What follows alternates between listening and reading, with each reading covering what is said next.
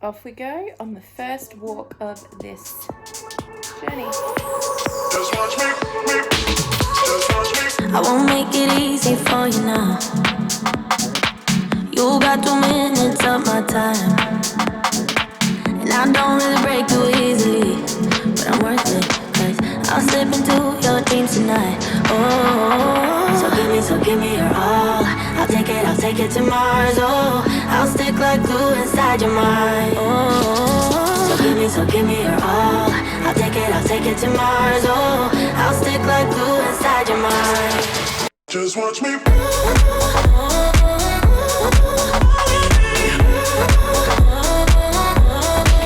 Just watch me.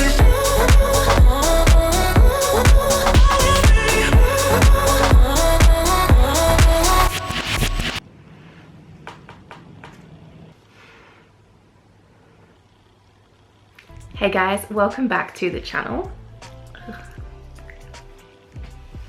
Hey guys, welcome back to the channel. I will start with a recap of what was just week 3. So exercise went really well, as you just saw. That was just some B-roll of some walks that I've done over the last 2 weeks or so, which has been awesome. I also did a few at night, which was creepy and also doesn't film well, so I left them out. It's been really good to move regularly again. I will admit though, I haven't exercised at this size for quite a long time. So it takes a bit of getting used to and it is quite uncomfortable, but obviously it's better than the alternative of not losing weight and being uncomfortable in that respect. So it's just something that I'm gonna push through, and anyone else out there going through something similar, exercise might not feel like it did a few years ago or when you were in a different size body. That's not a barrier. So don't let that stop you from exercising, because exercise is so important regardless of whether you're trying to lose weight or not. So just push through the discomfort because it's good. Obviously don't injure yourself and don't go too hard or too fast. But if you're walking and you know you're out of breath or it just doesn't feel like it used to when you were in a different body, then that's completely normal, and just take it easy but keep going. The other thing I wanted to say about exercise was, you know, when you're feeling really motivated to lose weight and you're just so keen to implement some kind of regular exercise and healthy eating routine, and you think, right, well, I have a lot of weight to lose and I'm so desperate to lose it. I'm gonna go really hard and fast and nothing is gonna stop me. So you set yourself up with a gym membership or a routine or a running program that starts off at like 45 minutes a day for 5 days a week, and you get a day in or 2 days in, or perhaps you don't even start it, and it's all just way too overwhelming. So you don't do it. You don't start, or you don't last very long, and you're so disappointed that you let yourself down, I would often go into like a binge eating cycle, and feeling really shit about myself because, you know, how could I possibly be taking my health seriously, and how could I possibly really want to lose weight if I couldn't even stick to exercise for a week? But the problem is you're going from 0 to 100. I was going from 0 to 100. There's no way that after so many months, even years of not exercising regularly, that somehow you're going to be able to run 5 times a week or go into a really intense class at a gym 5 times a week. That is a lot of times per week to exercise, and that's a long time to exercise, and potentially, most importantly, it's probably not the right type of exercise to start off with. If you are quite overweight or obese, or you're just not used to exercising, don't push yourself to that limit. It doesn't prove anything. It doesn't mean that you're more serious than someone else if you've got a more intense gym program lined up for your weight loss efforts. Do something that you enjoy. Do something that you're gonna get up and actually do a few times a week. I know it might not sound as impressive, but trust me, when you start doing little things more regularly, they are way more sustainable, way more likely to stay in place, and you'll actually enjoy yourself. Obviously, getting up in the morning is tricky sometimes, or exercising after a long day of work can be really challenging, but it's going to be a lot easier if you know that you're physically capable of doing it and that it is quite enjoyable, as opposed to dreading a gym class all day that, you know, you don't even know if you can get on the exercise bike, let alone do the class. So meet yourself where you're at. do something you know you're gonna do something that's sustainable, and just start with 3 times a week. Start with twice a week. If you haven't exercised in a number of years, maybe start it once a week, just for half an hour. Something I'm finding is that it's not necessarily the exercise I'm doing that's challenging. It feels good and it feels like I'm pushing myself, but the hardest part about it is going from not...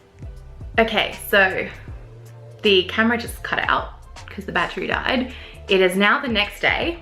I am no longer in a black dress. I'm wearing my black activewear top because I just got home from work. I just got home from work and I went on a walk, and just as it cut out yesterday, I was trying to say that one of the biggest challenges with exercise hasn't necessarily been the exercise itself, it's finding the time to do it. And case in point, it's Monday night. I really didn't want to go for a walk after work. I've got a full face of makeup, which is kind of half sweaty now. It was dark. It's not what I wanted to do. So that has been a tricky part because I find getting up in the morning at the moment quite difficult. So I am going to try and go to bed earlier and wake up earlier so I can exercise in the mornings. And as it gets closer to summer and the days are longer, it'll be much easier to walk after work and it'll be a lot more pleasant as well. So yeah, that's been one of my challenges.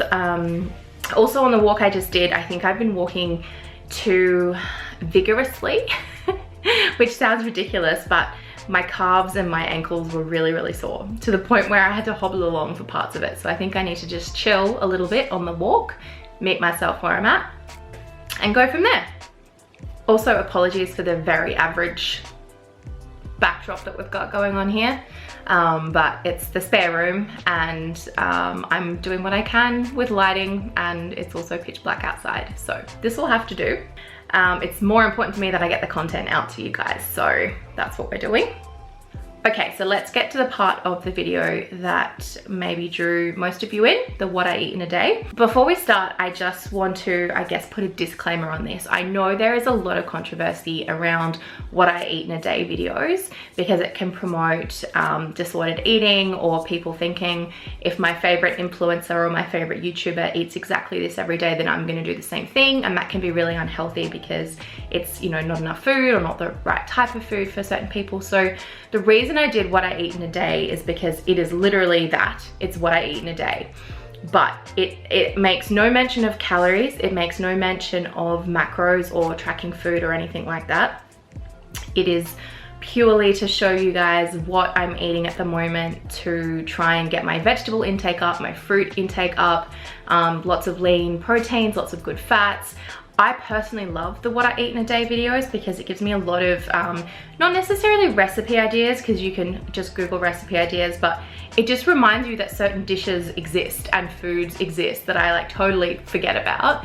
And I love to see what people put in their smoothies and how they make certain things. And there's oftentimes tips and tricks to do things quicker or to make them taste better. So I personally love the videos.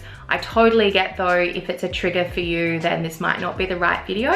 I also will mention that this is just one day. It's one weekday with a typical selection of food that I eat, and it's not to say that I eat the same way every single day. In fact, it varies a lot. So keep that in mind. This is just a guide. And it's not a guide for you guys to follow what I'm doing necessarily. It's just a guide of what I'm doing for your interest, for ideas, for motivation, whatever it may be. But please, if you're going to start your own eating plan, make sure it is tailored to you and your needs and your likes and your dislikes. Remember guys, if you're liking this content, if you're learning something from it, if you're just enjoying watching me fail on camera, hit that subscribe button, hit the like button. That was really awkward. Hit the subscribe button, hit the like button. That was the worst. You don't have to do anything, that's fine. Let's start the what I eat in a day segment of this video, which was a Wednesday, starting with none other than my favorite cup of joe.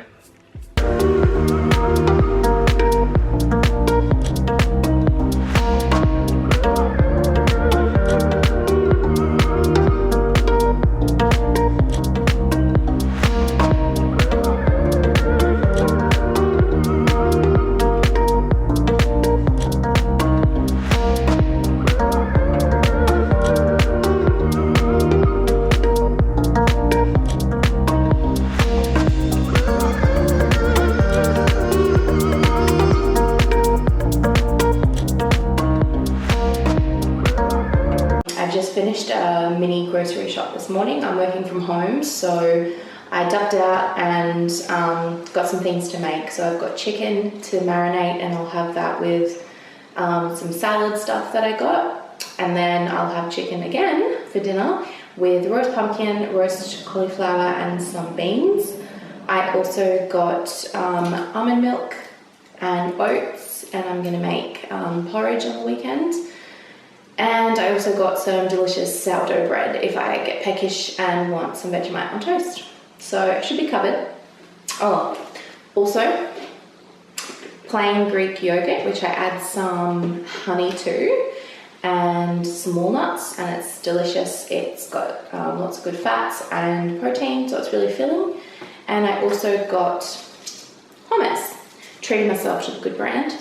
I'm going to dip veggies into the hummus. It just makes it a bit more exciting and again adds some more protein to it. Making some Vegemite on toast for brekkie this morning while I'm working from home. Should be a straightforward process. Have already burnt myself. Look, let's hope it gets better from here.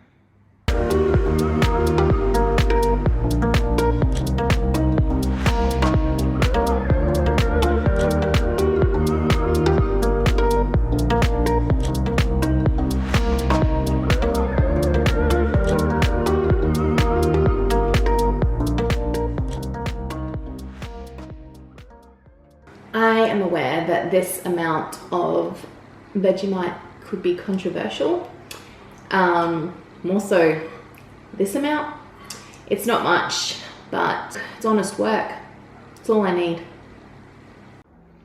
I look like a frilled neck lizard, but that's beside the point. Nani time. Coffee number 2 for the day, second and final, right in time for a Zoom meeting.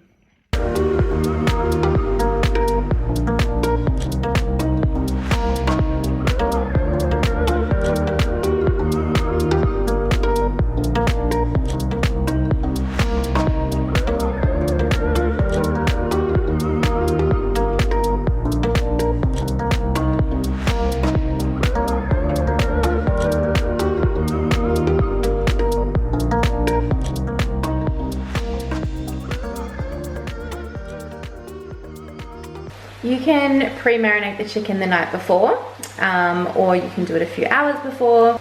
Or if you're anything like me and being underprepared and disorganized is just your way of life, then you can marinate and then throw straight into the pan. Something I will say though is don't overcrowd those pans when the chicken is cooking. They need a bit of room to spread out and cook properly. So I've got 2 pans going here and then the rest in there. So bit of batch cooking.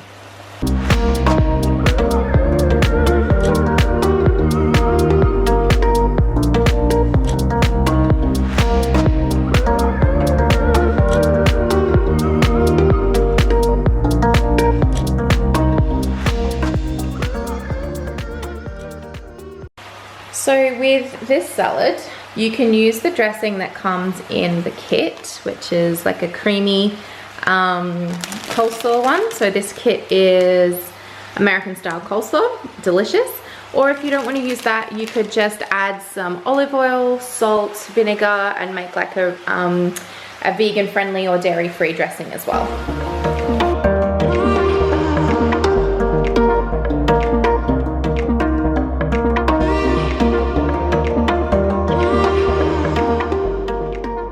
Can we just appreciate how cool these salad servers are? Like, look at the detail there. Amazing. And that's like actual wood, like a wooden stick. And I'm not sure what this one's made of, but gorgeous. So the rest of that coleslaw is going into a container for lunch at work tomorrow with some chicken. And now it's time for strawberries and blueberries. I have cut up some veggies, so some for an afternoon snack today and then some in a container for work tomorrow. Just got home from a walk, which was awesome, hence my red, sweaty face and even more frilled neck lizard than I was before. Anyway, I want to talk to you guys about one of my biggest weaknesses as a human being. That is I can't cut things to a uniform shape. Have a look at this. So I've tried to cut the pumpkin to the same size, and I've got this giant one here next to like this one. Like, I don't know if you can see that scale like I can, but it's not uniform. I'm gonna have some uncooked and some burnt, and I do this every single time. I also always forget to preheat the oven.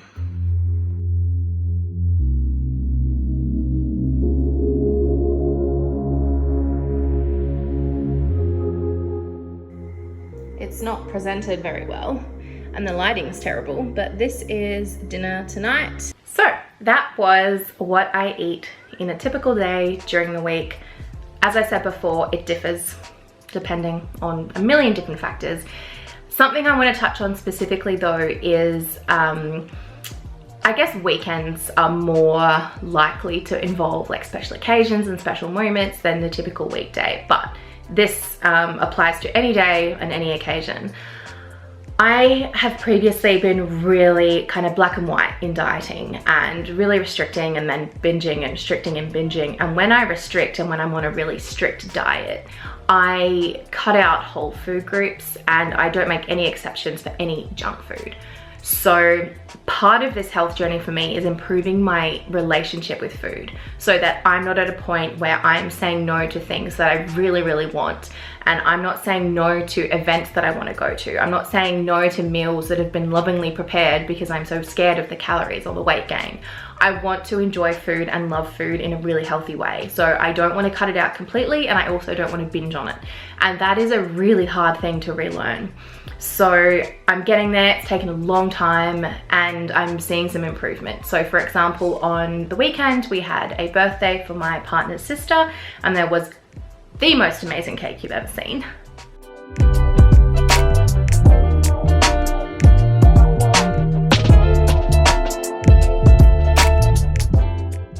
And I wanted to have some of the cake. It looked amazing, it tasted amazing, and someone had gone to a lot of effort to make that for a special occasion, for a birthday. And I don't want to say no to that because I shouldn't, you shouldn't. It's part of life, it's part of living. We celebrate with food and we're lucky enough to be able to celebrate with food. So I was very conscious during lunch of not pigging out and not eating absolutely everything and being overwhelmed by how many beautiful dishes of food there were, and just enjoying it and eating more slowly and more mindfully. And then dessert rolled around and I wasn't completely stuffed like I normally am, so I saved some room for dessert and I enjoyed the cake. And then we went home, and that's just how it should be. You should go to these things and be excited about the food and not pig out to the point where you feel sick, but also not say no to certain things because you're scared of the calories. So it's a really hard thing to learn. Be patient with yourself, practice, yeah. I also love coming home on a Friday night and having a glass of wine. And this Friday just gone, I had an amazing FaceTime session with some of my friends in Sydney, and it was so lovely to chat to them and to just relax with wine and really enjoy it for what it was and not sit there drinking soda water because it was lower calories. Just got home from work and now I shall have my Friday wine. Obviously, if you feel like soda water, that's great, go for it. But I wanted wine and I had wine and I really enjoyed myself. So to recap week 3, exercise went well. I hit my goal of 3 sessions for half an hour. Eating went pretty well as well. Oh, I should mention, in the spirit of full transparency, on Sunday we had leftover cake, and I'm not sure what happened, but I ate so much of the leftover cake that I made myself feel sick. I went into a little sugar coma, which is something I have not done in a long time. It wasn't binge eating in the typical way that I do it. I wasn't upset or stressed or angry and eating in that way. It was just delicious, and I didn't put it on a plate. I ate it straight out of the container, and I was eating it while I was doing something else. So I was distracted and not necessarily paying attention or eating it mindfully. So it turned into a huge quantity of cake, and I felt quite sick. But the most important thing that I got from that was that I didn't beat myself up. I didn't feel shame or guilt. I just went, oh God, that was way too much cake and I don't feel well, but tomorrow's a new day. I haven't ruined my diet. I haven't ruined my health kick. It is what it is. The other thing I'm trying to remember is that just because you eat too much of a certain food, it doesn't mean you're binging in the sense of an eating disorder. People who have no disordered eating behaviors whatsoever still eat too much occasionally, and that's just what happens. And it doesn't mean that you're slipping back, it doesn't mean that you're losing progress. It happens, and that's okay. Next week, the goals will be the same with nutrition, maintaining that.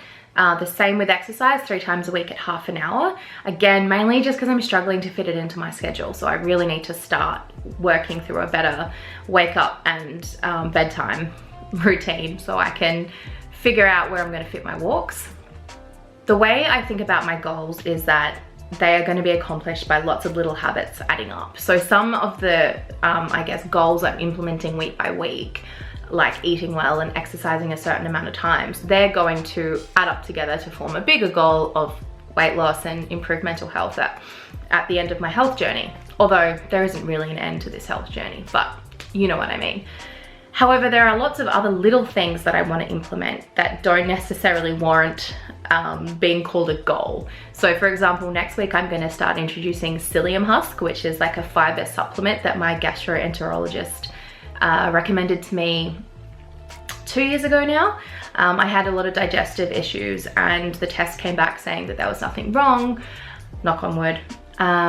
So he recommended that I take psyllium husk once or twice a day, and it honestly made the biggest difference to my digestive health and just how my tummy felt. It's starting to play up again a little bit. I'm not sure if it's because I've made a drastic change to my diet. It has been a good change in that there's heaps of fruit and veg and stuff, but maybe it's just all a bit much for my little tum at the moment. So I will start introducing that again, and also staying hydrated. I'm pretty good at that anyway, but I'm gonna put a more purposeful focus on drinking enough water each day as well. So we've got nutrition, exercise, psyllium husk, and enough water each day. And that will be what I focus on next week. Thanks so much for watching, guys. I will see you next week.